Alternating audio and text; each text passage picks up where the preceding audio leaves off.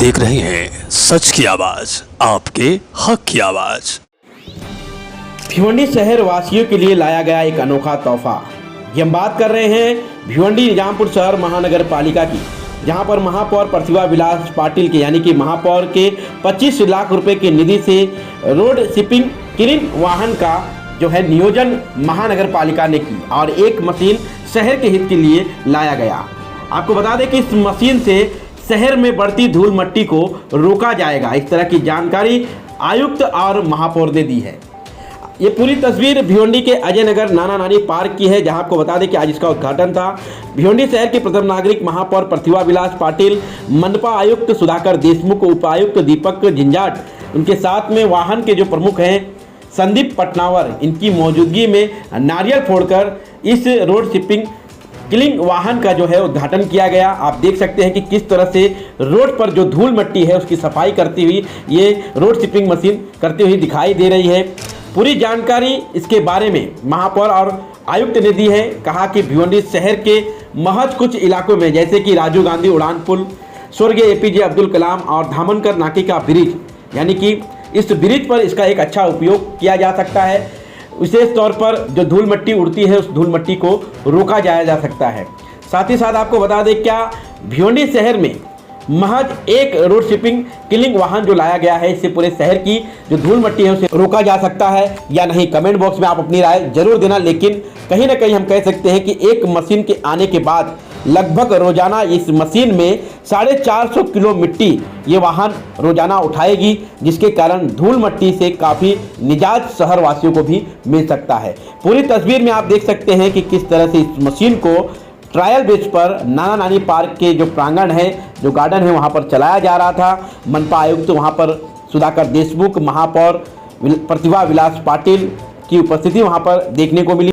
बात की जाए तो 27 फरवरी के दिन एक्सप्रेस न्यूज हिंदी ने भिवंडी शहर के धूल मट्टी को अपने टीवी स्क्रीन पर दिखाने का कार्य किया था, जिसके बाद हम कह सकते हैं कि महानगर पालिका ने भी इसका संज्ञान लिया होगा और आज आपको बता दें कि इस तरह की वाहन लाकर धूल मट्टी को रोकने का कार्य को अंजाम दे रही है।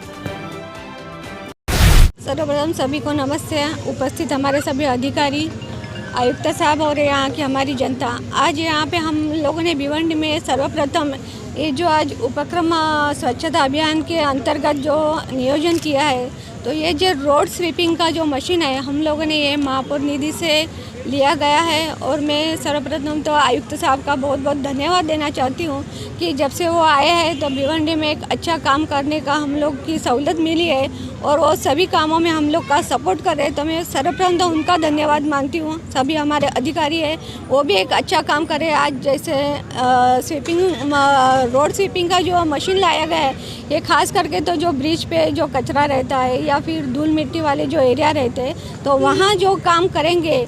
एक हम लोगों ने पहला मशीन लिया है, अगर इसका रिजल्ट अच्छा आएगा तो जैसा बड़ा मशीन रहता है तो बड़ा मशीन हम लोग लेना ज़रूर समझेंगे। तो एक अच्छा प्रयास हम लोग यहाँ पे कर रहे हैं और भिवंडी को स्वच्छ रखने का काम यहाँ पे हम कितनी लागत लगाकर ये मशीन लाई गई?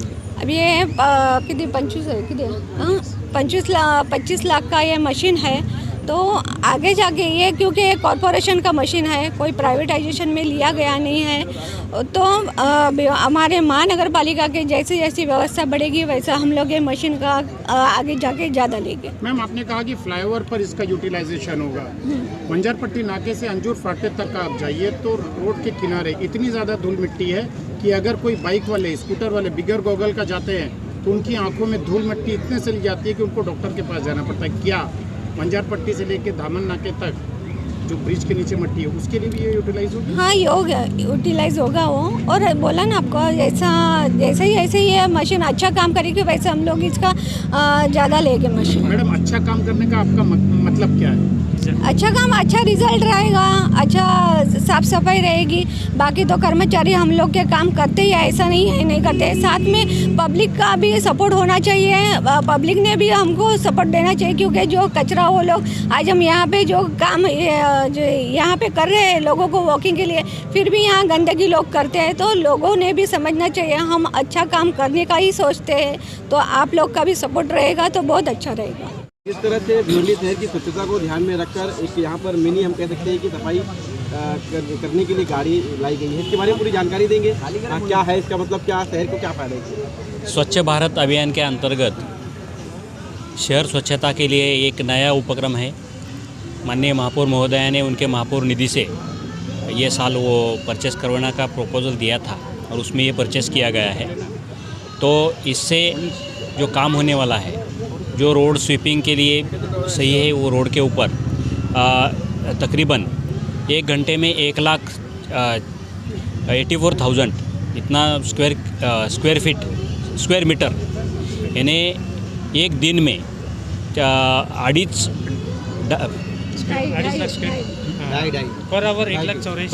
10 किलोमीटर लंबाई का और 10 मीटर ऐसा वाइड रोड जो है, इतना 8 घंटे में उसका क्लीनिंग हो सकता है, स्वीपिंग हो सकता है। ऐसी कैपेसिटी ये मशीन की है।